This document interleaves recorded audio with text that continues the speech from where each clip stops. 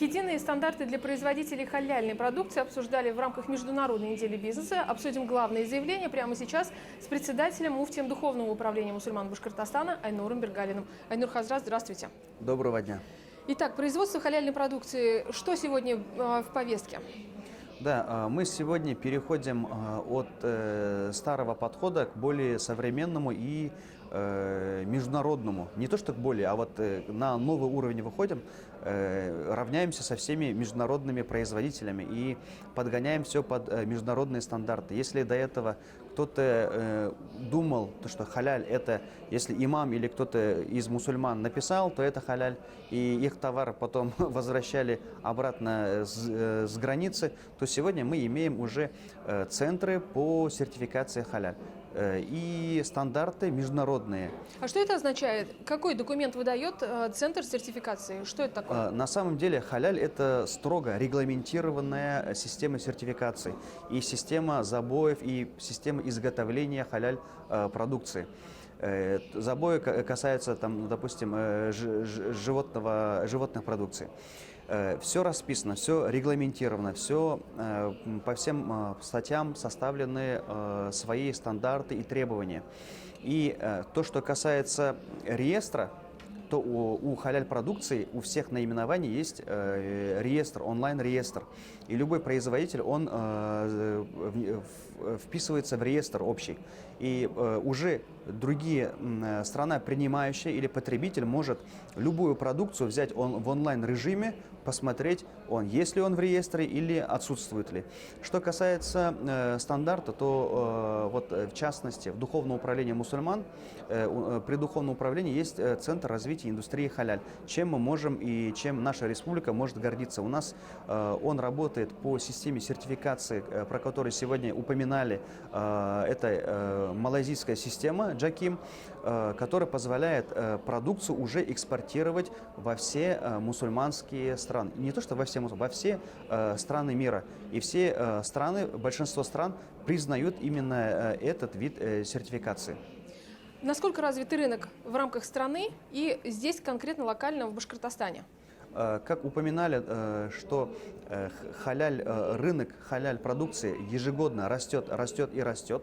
Если раньше мы не могли даже что-то покушать, что-то поесть, то в сегодняшний день уже мы видим, полки начинают наполняться, альхамдулилля.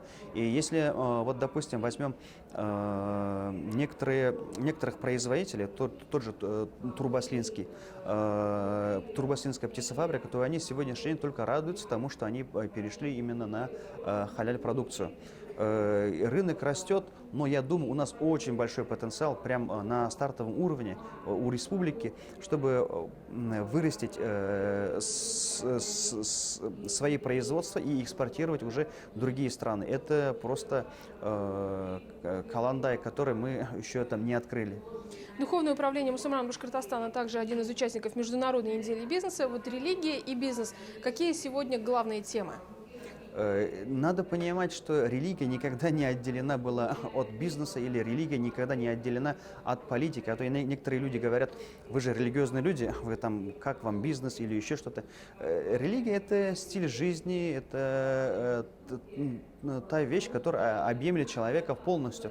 И также по исламскому праву очень большая часть – это раздел взаимоотношений, самое важное и самое ценное, то, что есть в исламе, и самое привлекательное, то, что есть в исламе, потому что по нормам ислама взаимодействия, они очень красиво предписаны нашей религией, поэтому… Давайте проговорим эти принципы.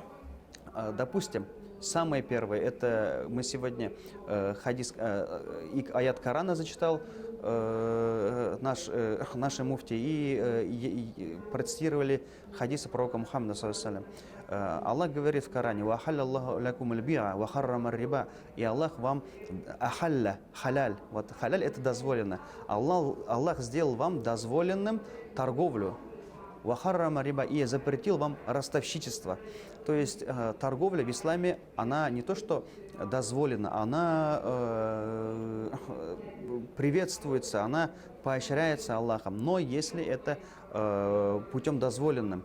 Дозволенный путь – это, как пророк саллаллаху алейхи ва саллям сказал: ат-таджиру садукуль амин мa'ан набiyyin ва шухада яум аль-кияма. Торговец, который правдивый и надежный, даже если у него он сам пострадает, но не нарушит законы Всевышнего, то он в судный день будет вместе с пророками и с мучениками. И Аллах в Коране говорит: «Вахаррамар риба», и Аллах запретил вам ростовщичество. То есть у нас нельзя, допустим, продукцию отдавать под кредитование, что растет, под, не знаю, в долг, чтобы возвращать по большим объемам. Но в тот же момент у нас есть в исламе это инвестирование, есть дивиденды, есть вложения. Если у других сферах, допустим, инвестор не несет потери, то в исламе инвестор также вкладывается, также несет потери. Если случился форс-мажор, то страдает и заемщик, и инвестор. Вот это исламский принцип, потому что тот человек хотел максимально выложиться и не думал, что все прогорит. И инвестор тоже должен нести риски. Он не должен человека на произволе судьбы оставить с его долгами. Вот чуть-чуть про исламские взаимоотношения. Айнур Хазрат, как вы считаете, нужны ли такие форумы, как Международная неделя бизнеса? Я думаю, безусловно, нужны. И, к сожалению, я, конечно, не то, что к сожалению, так получилось. Я желаю, чтобы в следующий раз без этих всяких болезней мы еще больше все на более масштабном уровне смогли провести. Стоит заметить то, что за последние годы республика стала привлекательной для иностранцев, для инвесторов, для каких-то производителей и для людей, которые хотят улучшить экономическое свое состояние, состояние республики.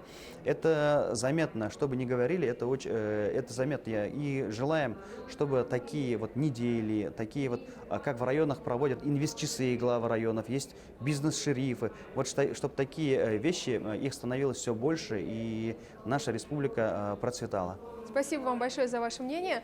Гостем программы интервью в рамках Международной недели бизнеса в Уфе в выездной студии БСТ был председатель муфтий Духовного управления мусульман Башкортостана Айнур Бергалин.